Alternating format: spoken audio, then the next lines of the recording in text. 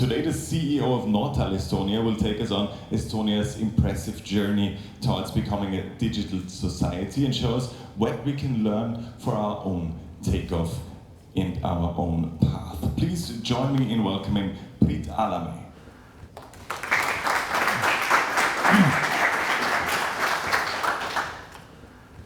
Good morning, everybody.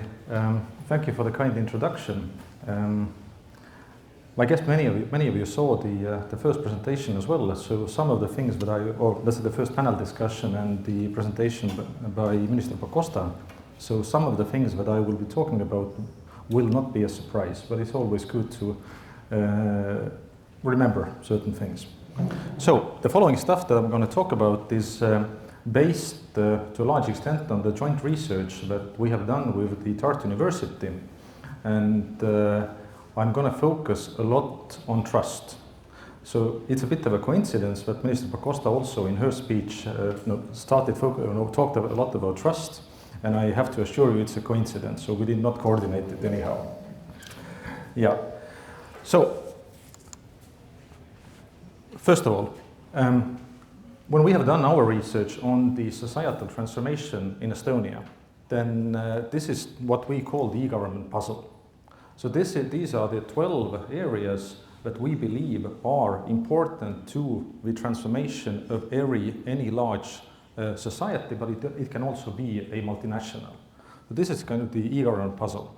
And the interesting part about it is that whatever part you take out of it, if you take out incentives, if you take out awareness, if you take out trust, the puzzle really, really does not come together. So it's complex and you have to get a lot of things right at the same time. But I said I will focus today on one part of it, which is trust.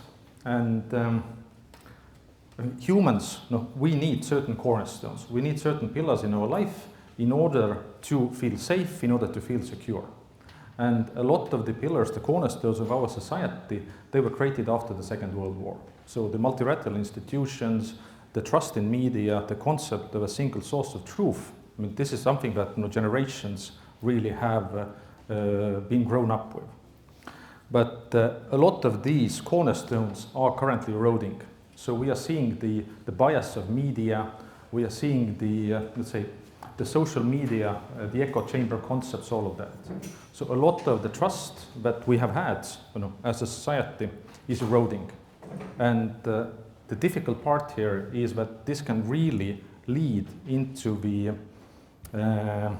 let's say, emergence ultimately of strong leaders. So if the erosion of trust of people in the society, they feel that the society does not work for them anymore, the institutions don't work for them anymore, then there is the kind of understandable emergence of people who say, don't worry, I will protect you, I will fix all of this. But I will make the argument today that when building e-government, we can all do our small thing into reversing this trend. So first, let's do a quick sanity question. So who would you rather trust? I mean, would you rather trust the rescue services, tax authority? I mean, one is responsible for saving your lives, and the other part is responsible for saving your money. Or not saving money, taking your money. And interestingly, in Estonia, tax authority is one of the most trusted institutions. Of course, the first ones are usual rescue, emergency, police, defense, but tax authority comes fourth. And I think I would say that's quite unusual. But also the Estonian tax authority is one of the most effective, efficient authorities that we have in the country. So why is that? Why is there such trust? Global research shows that there is a high correlation between trust and effectiveness in societies. So policy instruments that increase effectiveness also tend to increase trust. And the specific mechanism for this is voluntary compliance. So the tax authority in Estonia has high trust because it has high effectiveness. And this leads to voluntary compliance. So effectively, it's a positive flywheel. Effectiveness, trust, compliance, more effectiveness, because you don't need to spend that much on enforcement.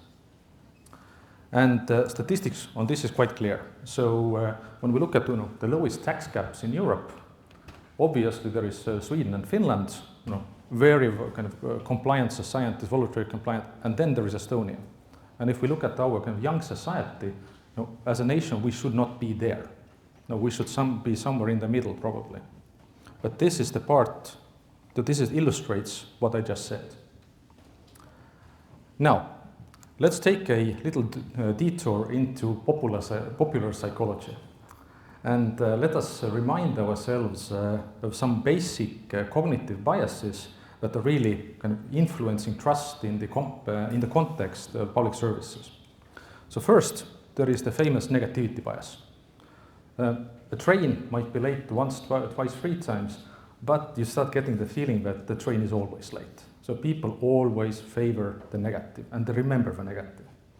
So we really need to work significantly harder in order to compete these single cases that influence this negative bias. So there has to be a lot more positive in order to kind of, zero out the negative part. Secondly, fairness. So our sense of fairness is fragile. Now, we have a negative experience with something, we start creating presumptions that this is how it always is. You have a high-ranking politician caught evading taxes, and suddenly people will develop the understanding that, yeah, that's how it always going to be, although there is no evidence to support that. So the concept of fairness. Then there is the concept of seeing what you believe.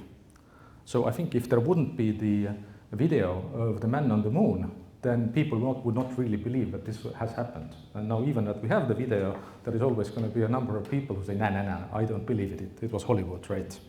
And we still have people who really believe in the flat earth for some reason. So if something is not really transparent, tangible, people tend not to believe it. And finally, there is the natural tendency to distrust things that we don't fully understand. It can be a foreign culture, it can be technology, but it's also often complexity. So the more we feel complexity and the more we feel that we don't understand the complexity, the less there is trust in something. So why did I choose these 4 examples? There is an interesting OECD survey that's focusing on what is creating trust in societies. And I chose these 4 examples because I think they illustrate reasonably well what are the key mechanisms that have the biggest impact on trust. So reliability, fairness, transparency. And if you look at the top right corner, where the correlation is the biggest is really providing high quality services. And this is not, and we are talking about outcomes here. So if you look at the top left corner, so just putting information on a government website, yes, it has positive perception, but it has a very, very low influence on trust. But for example, creating an end-to-end actual service, you apply for a driver's license online, you find it in your mailbox, that's something that gives the people a positive feeling, that creates trust. So that's an outcome-based service. And also when you look at it, it's clear that people care a lot about the legitimate use of data. So that's a data protection question that has been discussed a lot. But I think here the key word is legitimate use, not no use. And the political system has the possibility to create the framework for legitimate use, which is often kind of overlooked. So, what is the formula? Then the formula is not so, yeah. So what is the formula? And we would argue that the formula is this. Reliability times fairness times transparency plus minus execution. Now this is the formula of trust when we talk about the people's trust in the society, in the kind of rule-based government system that we want to live in. You take away one of the 3, reliability, fairness, transparency, and it doesn't really work. Execution, you can influence it, but any of the first 3 ones, You take something away, it pretty much zeroes out the outcome.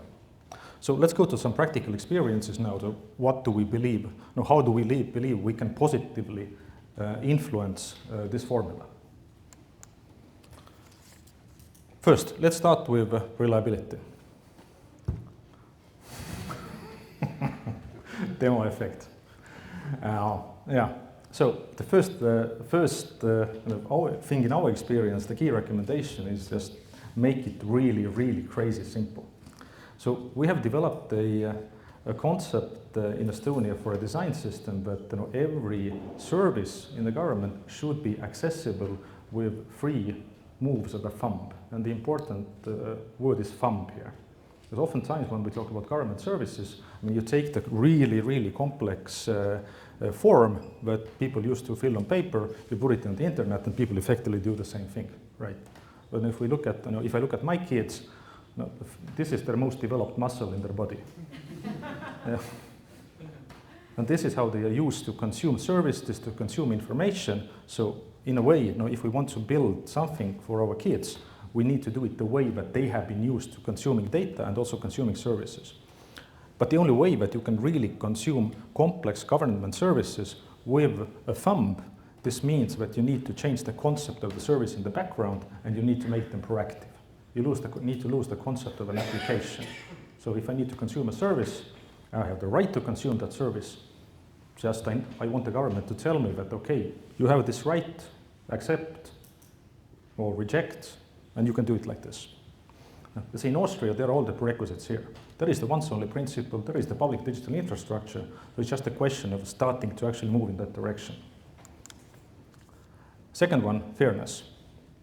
So one could argue that if we want to make something less discriminating, you have to take out the human from the equation, or you cannot bribe a computer. And I think one way to really increase the perception of fairness is to try to take out the kind of the individual decision-making in any process where it's not absolutely needed. So algorithms do not discriminate unless we really design them to discriminate something. Like in social media. I mean, the social media algorithms have been designed in a certain way which is not necessarily beneficial for the whole of humanity. But to do that, we need data. And we need data for automation. And there has to be very, very clear rules of how that data is used. Regulations, if we look at what is government, what people perceive as the government, it's really complex. I mean, for me, as a human being, understanding all the laws and regulations that influence me is extremely difficult. Government is complex. There is the central government, there is the local government, etc. But nowadays, we have all the data to really make it personalized. So often, for example, if you look at the US, I think also Germany, doing your tax returns, you need a lawyer, or at least a consultant, right? Because somebody needs to help you interpret that complexity. But in the end of the day, if you take what the tax regulations, it's basically if-else. If you are a person like this, if you have that many children, you live there, then you have these kind of things. No, this can all be automated. This can all be made proactive. No. I think the last time I did my taxes and I have some wealth, it took me about 2 minutes because everything is pre-filled. I get all the data there. I say, yeah, looks correct. Accept. Done. So I don't need the whole somebody translate for me the complexity of the society. That's something that we can do elsewhere as well. Really personalize the state, personalized regulations.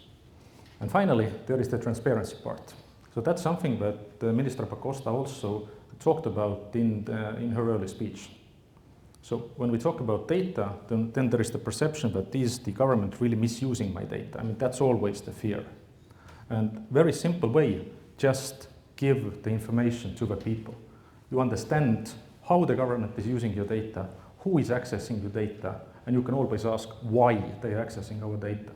And this is a lot about the persons, the citizens, but I can also give you an example about the enterprises. So in our tax authority, I think about 4 or 5 years ago, there was a concept called the mirror.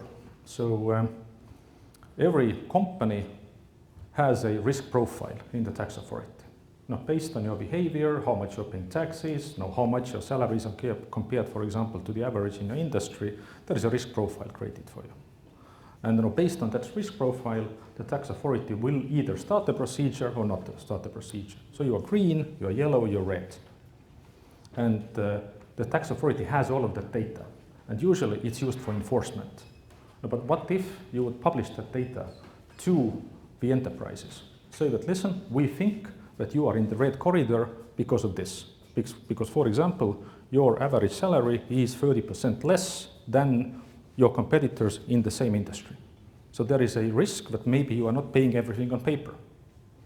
So instead of starting kind of reinforcement from day one, you would rather give the companies the possibility to be self-compliant, to change their behavior.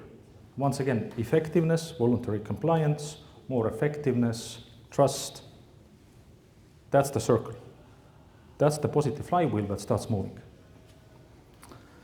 And then finally, the execution.